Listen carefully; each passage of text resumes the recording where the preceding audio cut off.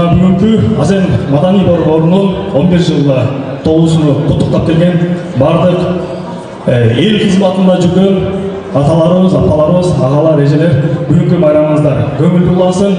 Эми калабыз баарыңыздардын үй бүлөңүздөрдө тынчылык, амандык, бекем ден соолук каалап кетмекчибиз. Жана ушундай бир мүмкүнчүлүктөн пайдаланып, биз кайрымдуулук жаатында өзүнүн атагысы келбеген же болбосо кайрымдуулукту жарыяда кылып жүргөн агаларыбыз бар, эжелерибиз бар.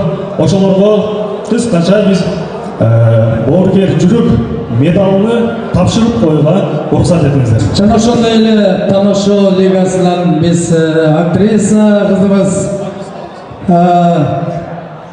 Динара Багышбаева бизде бага экипаждын барбыз командасынан.